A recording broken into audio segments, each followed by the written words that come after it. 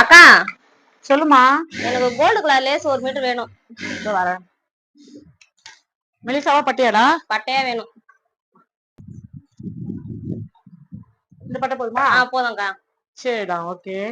1.5 metre cut பண்ணிட்டுங்க கைக்கும் நெக்குக்கும். சரிப்பா, சரி, ஓகே. இப்ப யூடியூப்ல ஒரு வீடியோ ட்ரெண்டிங்க போகுது, பாத்தீங்களாக்கா நீங்க? என்ன வீடியோ? வீட்ல தையல் மிஷின் வச்சா சண்டை வரும் அப்படின்ட்டு. நான் 20 வருஷமா வச்சிருக்கேன். நீ எத்தனை வருஷமா வச்சிருக்க? நான் 10 வருஷமா வச்சிருக்கேன்க்கா. சண்டையா வருது வீட்ல? எங்க வீட்ல எப்ப சண்டை இல்ல. சரி. பசங்களால அப்பப்ப சின்ன சண்டை வரும். அது எல்லார் வீட்லயும் வரதான்டா. இவர் வந்து ட்ரெண்டிங் ஆகலாம்னு சொல்லி டெய்லருங்களை பத்தி சொல்லலாம்னு சொல்லி ட்ரெண்டிங் ஆகலாம்னு சொல்லிட்டு இவர் சொல்லிட்டு இருக்காரு. நான் 20 வருஷமா தைக்கிறேன். 15 வருஷமா வீட்டுல தைச்சிருந்தேன். 10 வருஷமா கடை வச்சிருக்கேன். வீட்லயும் ஒரு மிஷின் வச்சிருக்கேன், காலைல 2 மிஷின் வச்சிருக்கேன். அதனால நானா கெட்டா போயிட்டேன். அவர் என்ன ட்ரெண்டிங் ஆகலாம் சொல்லி இப்படி வீடியோ போட்டிருக்காரு. அதனால வந்து யாரும் பயப்படாதீங்க, எல்லாரும் வீட்டுல வச்சு மிஷின் போட்டு துணி தைங்க.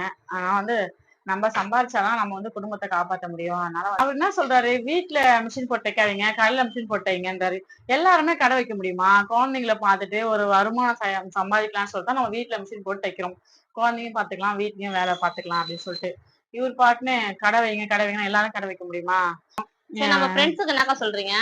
நம்ம ஃப்ரெண்ட்ஸுக்கு நான் வந்து என்ன சொல்றேன்னா, சண்டை வராத வீடு கிடையாது. மிஷின் போட்டுதான் சண்டை வரும்னா அப்படிலாம் கிடையாது. அதனால வந்து நம்ம வாழ்வாதாரத்துக்கு தையல் மிஷின் ரொம்ப முக்கியம். ஒரு வருமானம் நம்ம வந்து வீட்டுல இருந்தே நான் வந்து தைக்க முடியும், வருமானத்தையும் எடுக்க முடியும். அதனால வந்து எல்லாருமே வீட்டுல மிஷின் போட்டு தைக்கிறவங்களாம் பயப்படாதீங்க, தைங்க, ஒரு பிரச்சனையும் கிடையாது. ஓகேவா? தேங்க்யூ ஃபார் வாட்சிங்.